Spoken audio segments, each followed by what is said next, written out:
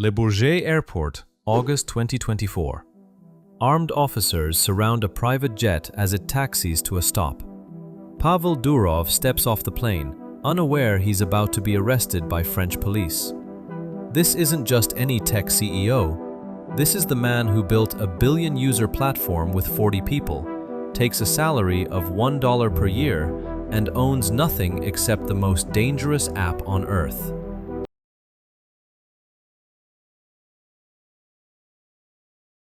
Flashback to 2018.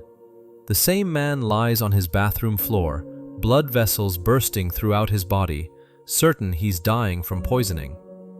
As darkness closes in, he reflects on a life well lived, fighting for something bigger than money. How does a billionaire who owns nothing become the world's most hunted tech founder? This is the story of a man who chose principles over everything else. At 21, Pavel Durov was already legendary. While other students partied, he sat alone in his dorm room, coding what would become Russia's largest social network, VKontakte. Built entirely from scratch using only PHP and MySQL. No third-party libraries, no templates. Pure code, obsessively optimized. The results were undeniable. VK loaded faster than Facebook, even in Silicon Valley. When Pavel visited California in 2009, Facebook's own engineers kept asking him the same question. How is your site so fast? The secret wasn't just technical, it was philosophical. Every line of code mattered. Every millisecond counted. By 2011, VK had exploded across Eastern Europe. 100 million users, billions of messages. Pavel had become Russia's Mark Zuckerberg, the golden boy of the internet age. But success brought dangerous attention. December 2011. Moscow erupts in protests over disputed election results. Opposition groups organize on VK, their pages gathering hundreds of thousands of members. The Prosecutor General's office delivers an ultimatum. Remove the opposition groups. Now. Pavel's response became internet legend. Instead of complying, he posted a picture of a dog in a hoodie, tongue hanging out, with the caption, "This is my official response to the prosecutor's request." Within hours, armed police arrived at his apartment. They demanded entry. Pavel refused to answer the door. For one tense hour, officers waited outside while Pavel made the most important decision of his life. He asked himself a simple question: am I willing to die for this? The answer was yes. He would starve himself to death in prison before surrendering user data. The police eventually left, but Pavel knew this was just the beginning. The pressure intensified through 2013. Mysterious car accidents, legal threats, forced investment deals with Kremlin-connected oligarchs. By 2014, the writing was on the wall. During the Ukrainian crisis, authorities demanded Pavel hand over personal data of Ukrainian protesters to Russian intelligence. Not just usernames, real addresses, home addresses, family members. Pavel refused. He published the government's demands on his own VK page, calling them unlawful. 5 days later, he was fired from the company he had built from nothing. On April 21, 2014, Pavel Durov walked away from VK forever. He sold his remaining shares for hundreds of millions below market value and made a declaration that would define the rest of his life. The country is incompatible with internet business at the moment. But Pavel had learned something crucial during those final, terrifying months at VK. There was no way to communicate securely. When he needed to warn his brother about the government pressure, he realized WhatsApp sent messages as plain text. System administrators could read everything. Carriers could intercept anything. Even in 2014, privacy was an illusion. As Pavel prepared to leave Russia forever, he made a promise to himself. If he survived this, he would build something different. A platform that couldn't be controlled, couldn't be compromised, couldn't be broken. The idea that would become Telegram was born from that necessity. Not from Silicon Valley ambition or venture capital dreams, but from the desperate need of a man who had stared down the barrel of authoritarianism and refused to blink. Pavel packed a single backpack and disappeared into the world. He had lost his company, his country, and nearly his life. But he had gained something more valuable: the knowledge of exactly what needed to be built and why it mattered more than anything else in the world. The real war for digital freedom was just beginning. This part of the program is sponsored by The Tria, oasis of comfort with a touch of luxury. Visit thetria.com. Your dream home vibe is just a scroll away. Spring 2018. Pavel returns to his rented townhouse after another day building Telegram from exile. The platform is growing explosively. 200 million users and counting. But success brings new dangers. He notices something strange by his door. His neighbor, someone he barely knows, has left something for him. Pavel thinks nothing of it.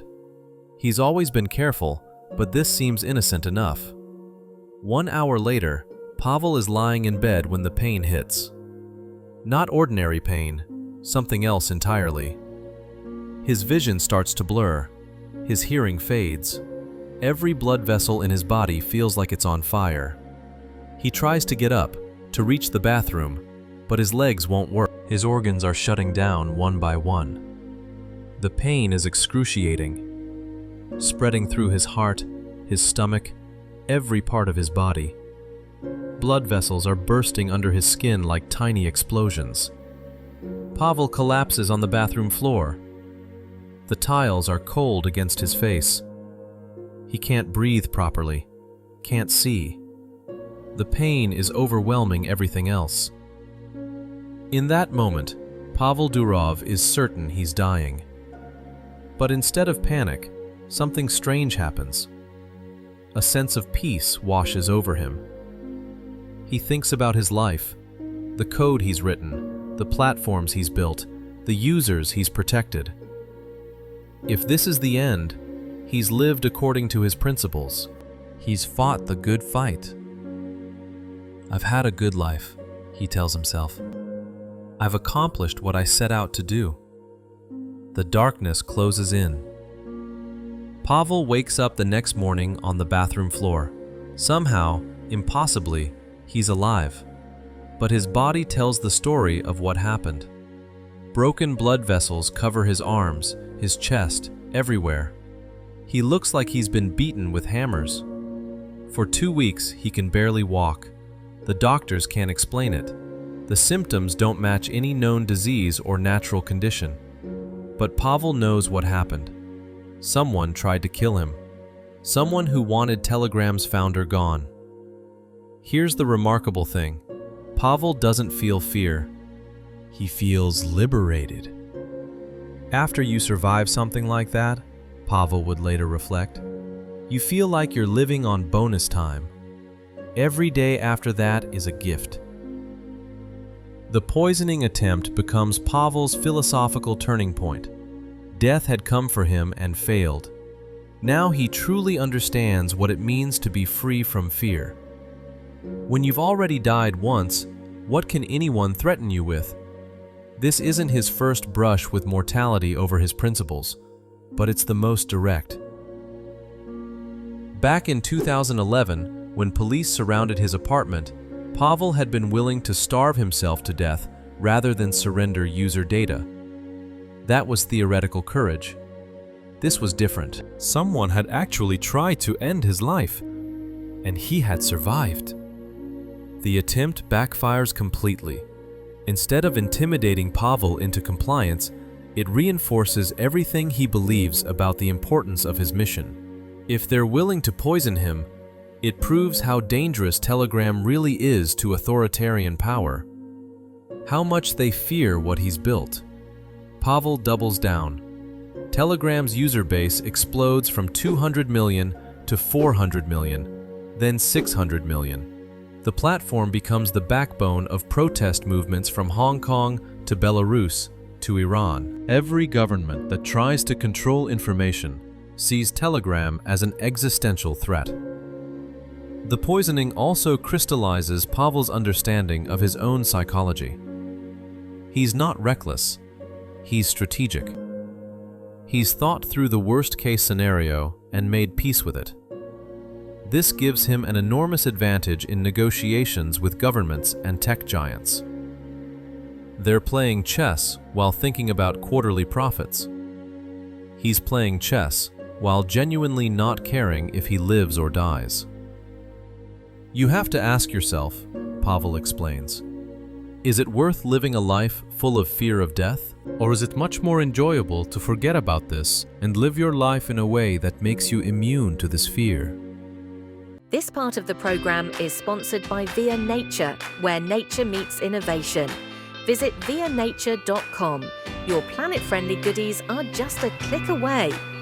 The failed assassination attempt becomes Pavel's proof of concept. Not for Telegram's technology, but for his personal philosophy. When you remove fear and greed from the equation, you become incredibly difficult to control. But this brush with death is just the beginning. The real tests of Pavel's principles are still coming. Governments around the world are about to discover that the man who survived poisoning won't be intimidated by anything else they can throw at him. The war for digital freedom is about to go global. Pavel realizes something that will change everything. There's no way to communicate securely on the internet. Not really. WhatsApp exists, but it's sending messages as plain text. Anyone can read them. Signal doesn't exist yet. Even the most secure platforms are built on assumptions that can be broken. Pavel and his brother Nikolai sit down to solve the impossible problem. How do you build a messaging system that governments literally cannot crack? Not won't crack, cannot crack. The distinction matters. Most apps take shortcuts. They use existing databases, pre-built libraries, standard encryption. Pavel and Nikolai throw all of that away. They're going to build everything from scratch. Custom database engines, their own programming language for the back-end API, even their own encryption protocol called MT-Proto. The architecture they design is radical.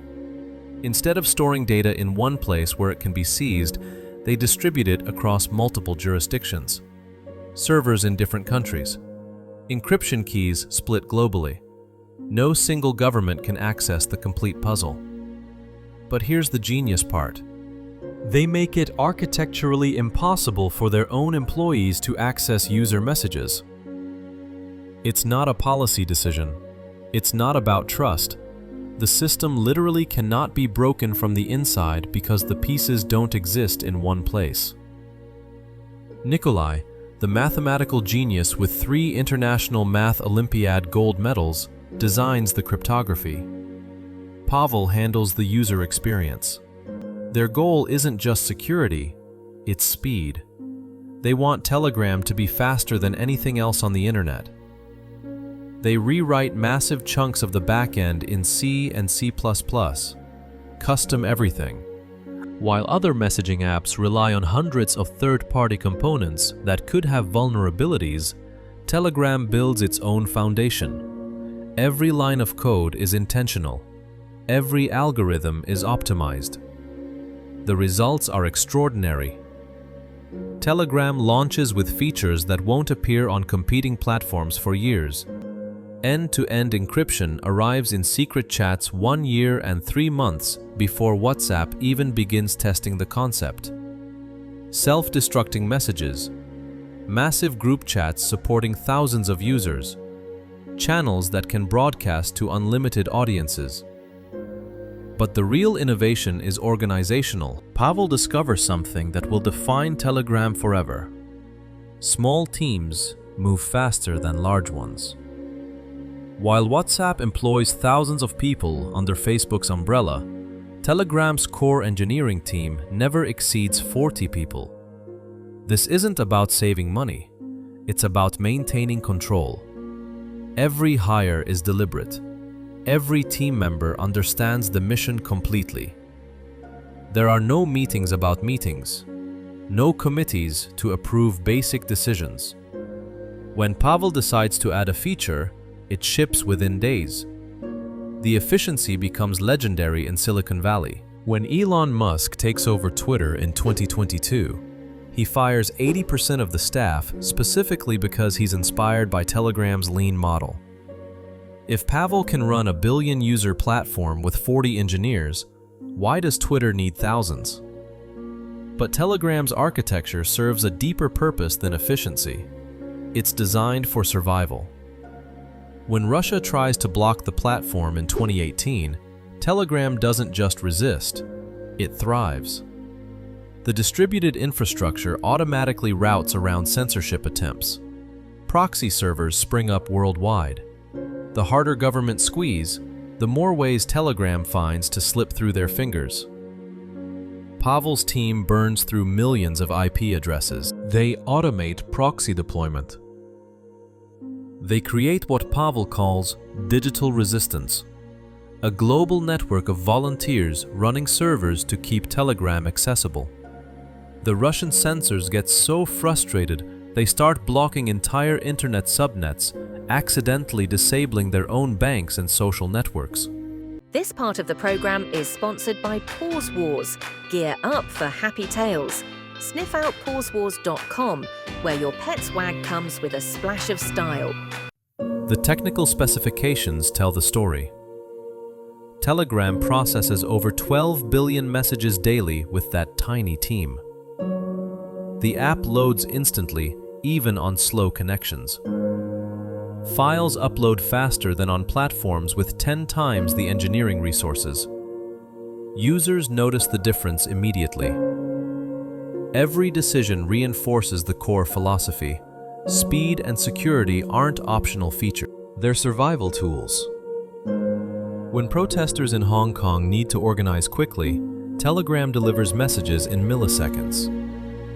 When journalists in authoritarian countries need to share information safely, the encryption holds against state-level attacks.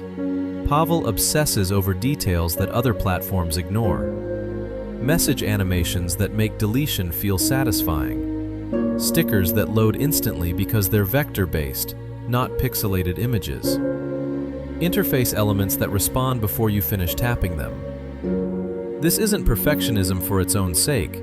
It's strategic. Every millisecond of delay, every moment of uncertainty, every small friction creates opportunities for competitors or censors to gain ground. Telegram succeeds because it eliminates those opportunities completely. By 2018, the ultimate weapon is complete. A messaging platform that governments cannot control, cannot censor, and cannot break.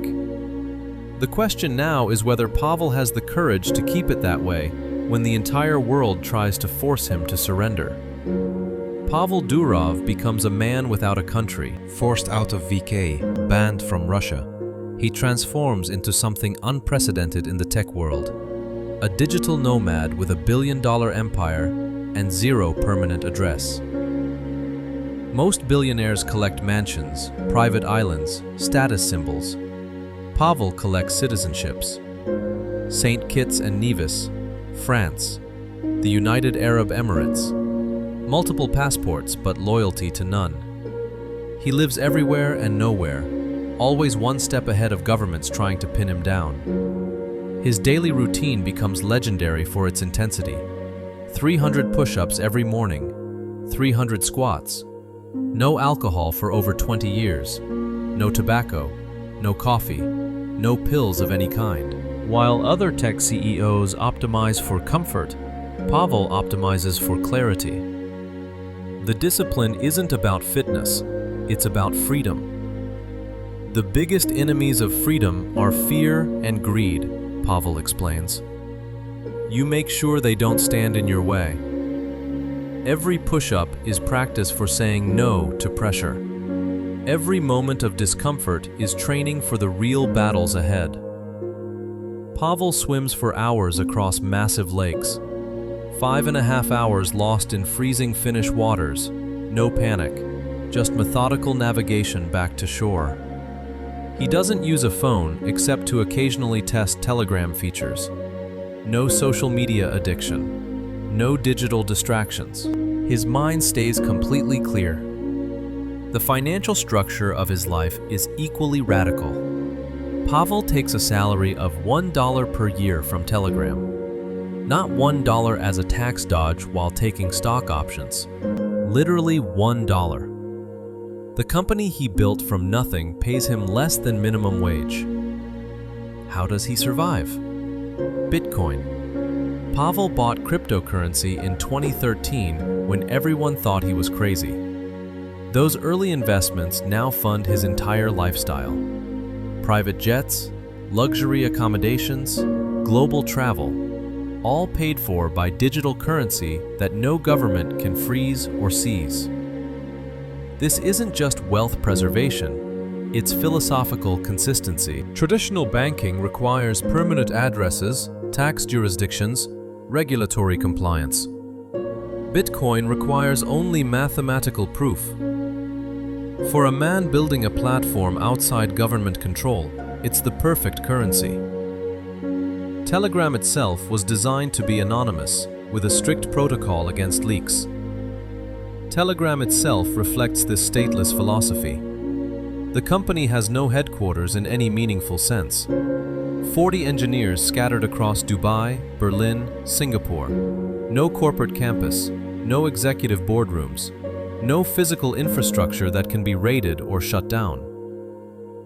Pavel owns 100% of Telegram. No shareholders demanding quarterly profits. No board meetings about monetization strategies. No venture capitalists pushing for IPOs. Complete independence means complete control over the platform's principles. The numbers tell an incredible story.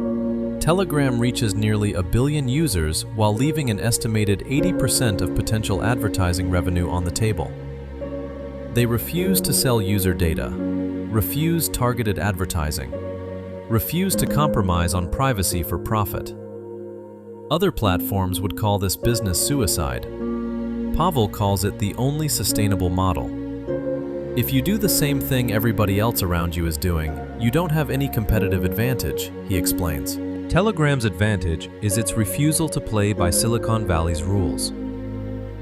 The platform finally becomes profitable in 2024, but through subscriptions and minimal advertising, not data exploitation. 12 million users pay for Telegram Premium. The company generates over $1 billion in revenue while maintaining its core principles intact. Pavel's personal possessions remain minimal by design. He owns essentially nothing except his stake in Telegram. No real estate portfolio, no art collection, no luxury car fleet. Everything he needs fits in a backpack. This extreme minimalism creates maximum mobility. When France tries to restrict his movement in 2024, Pavel adapts instantly.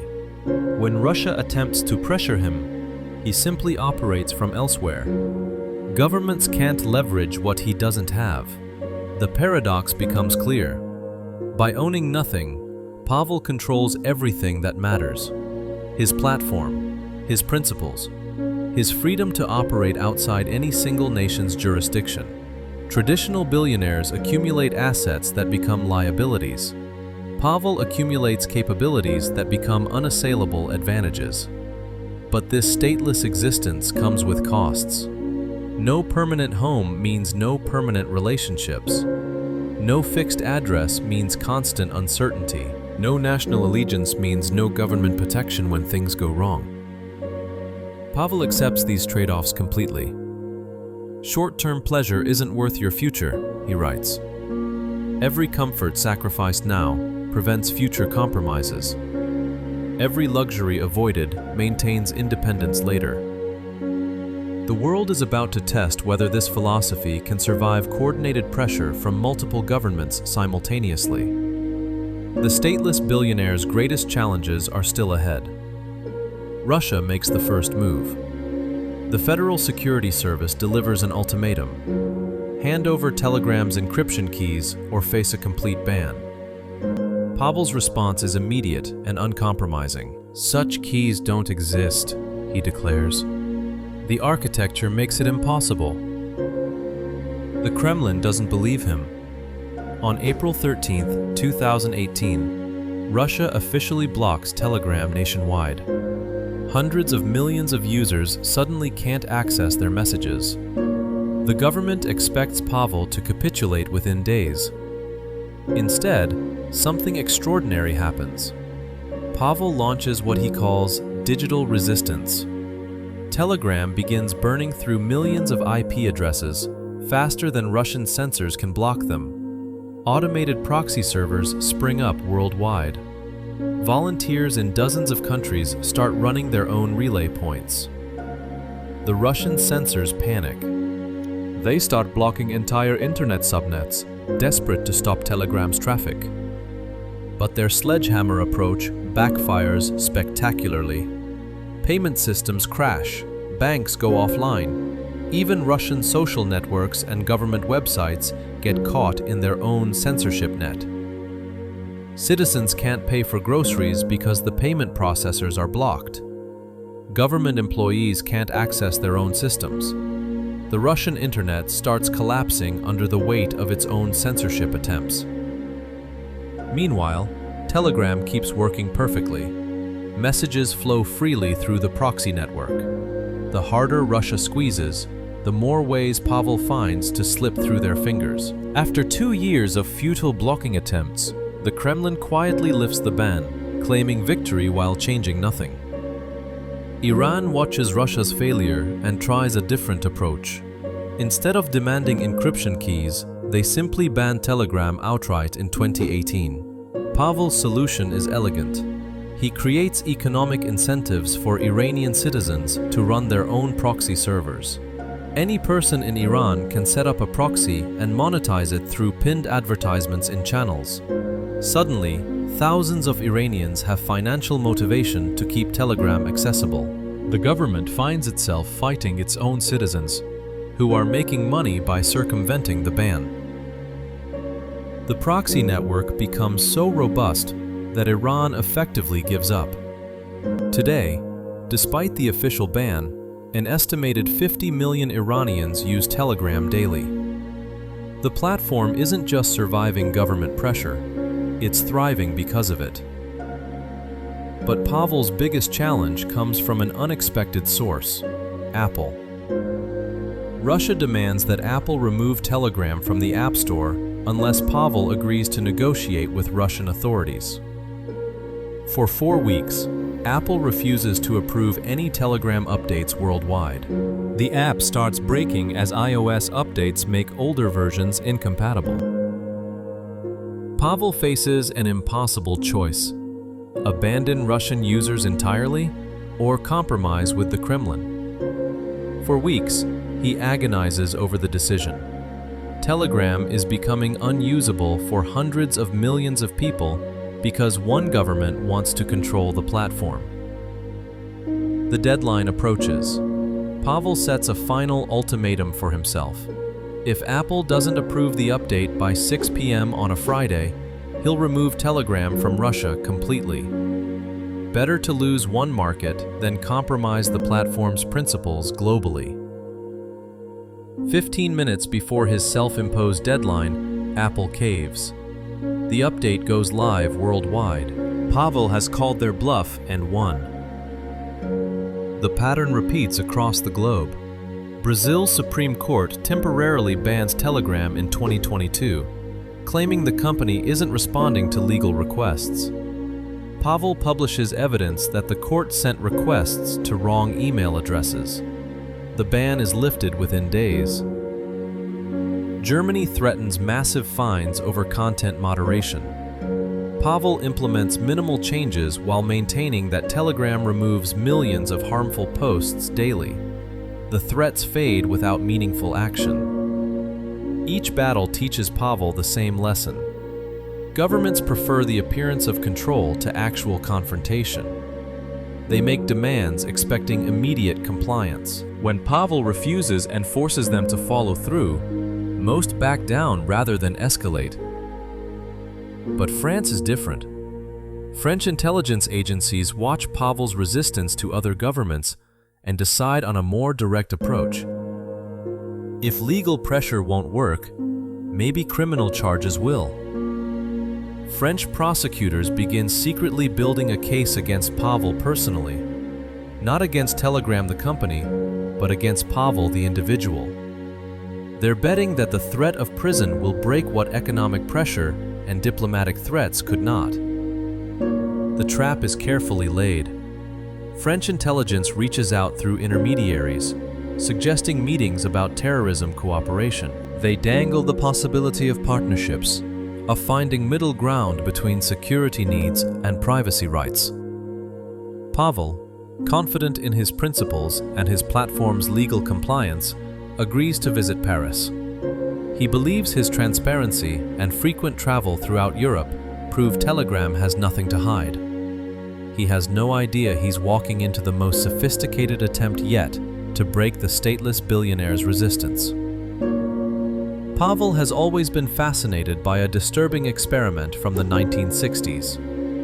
A scientist named John Calhoun built what he called mouse paradise, a perfect habitat with unlimited food, water, and space. No predators, no disease, no scarcity of any kind. At first, the mouse population exploded. They had everything they could possibly want. But then, something unexpected happened. Despite having abundant resources, the mice began exhibiting bizarre behaviors. Mothers abandoned their young. Violence erupted for no apparent reason. Some mice withdrew completely, becoming what Calhoun called the beautiful ones. Perfectly groomed, but completely inactive. The population didn't just decline, it collapsed entirely. Even when resources remained plentiful, the mice stopped reproducing. The last generation died, surrounded by untouched food and water. Total extinction in paradise. We have evolved to overcome scarcity, Pavel explains. There has never been such thing as infinite abundance in our lives before now. We seem as a species to lose our ability to identify purpose in a world where you have everything. This experiment haunts Pavel because he sees the same pattern everywhere in modern society. Silicon Valley executives with unlimited budgets who can't innovate. Countries with vast natural resources that stagnate economically. Social media platforms that give users infinite content but leave them depressed and purposeless.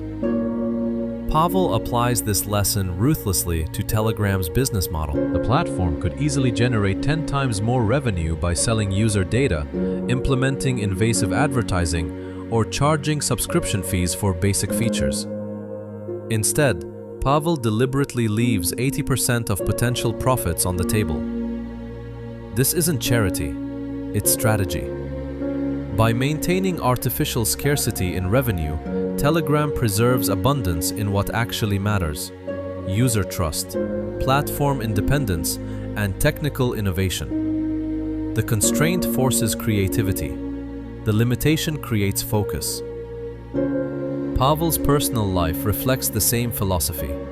He could own mansions in every country, collect luxury cars, surround himself with comfort. Instead, he lives out of a backpack, takes a $1 salary, and owns essentially nothing except his stake in Telegram.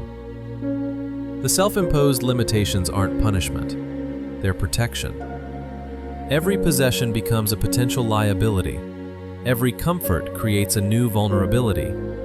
Every luxury gives governments or competitors something to leverage against him. Pavel's 100+ children will inherit equally, but not until they turn 30. Even generational wealth must be earned through time and maturity. Abundance without struggle creates the same dysfunction Calhoun observed in his mice.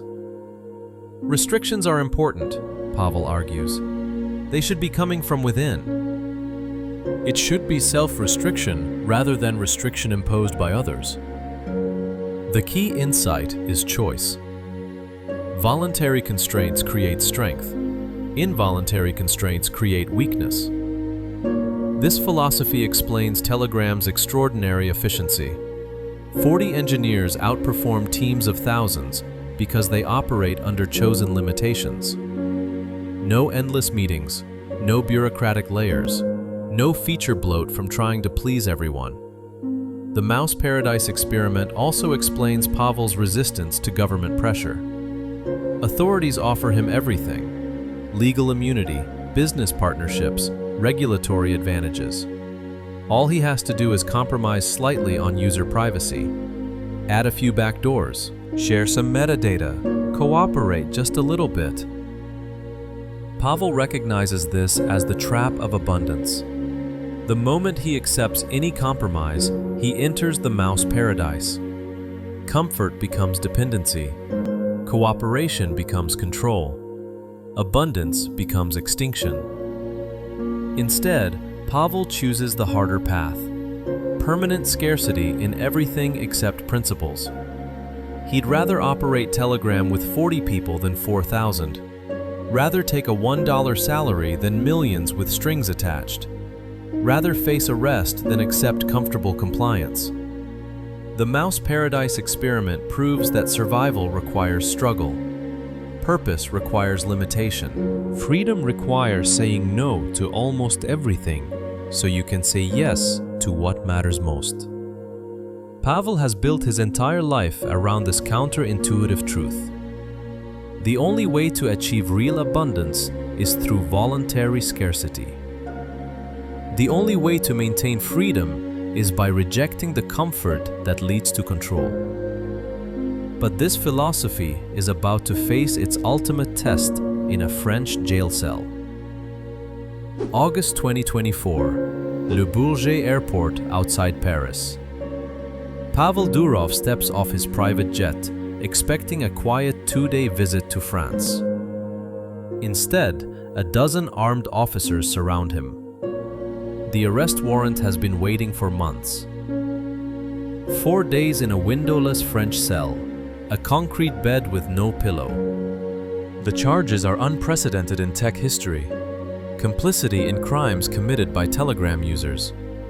Drug trafficking, child exploitation, money laundering, organized crime. If convicted, Pavel faces up to 10 years in prison. The French prosecutors have a simple theory: Pavel's silence equals complicity. They've counted over 2,000 legal requests that went unanswered. In their view, refusing to cooperate makes him an accessory to every crime on the platform. Pavel's response is characteristically direct.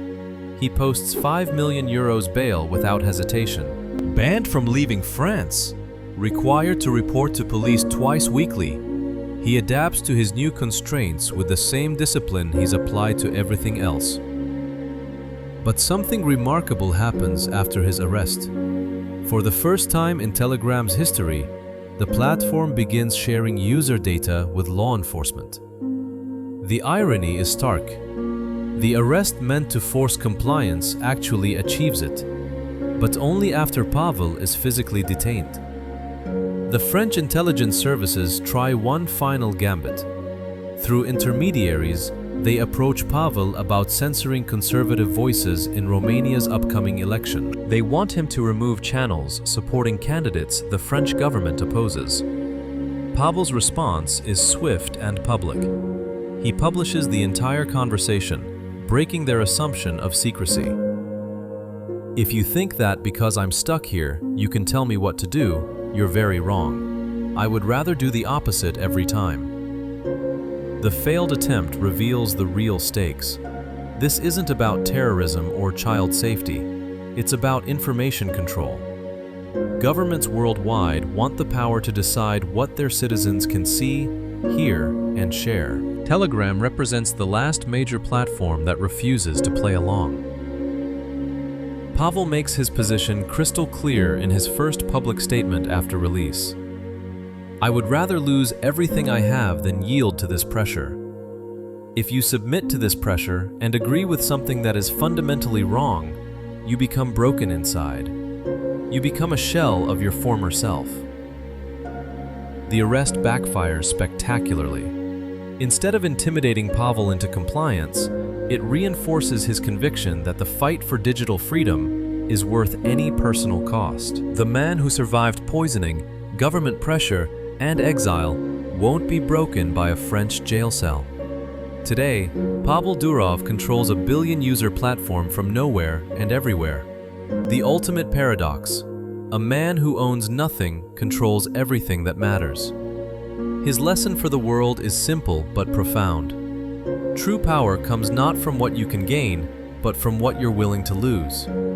In a world of compromise, one man proved that some principles are still worth fighting for. The question isn't whether you agree with Pavel Durov. The question is, are you brave enough to live by your own principles when the entire world demands you surrender them?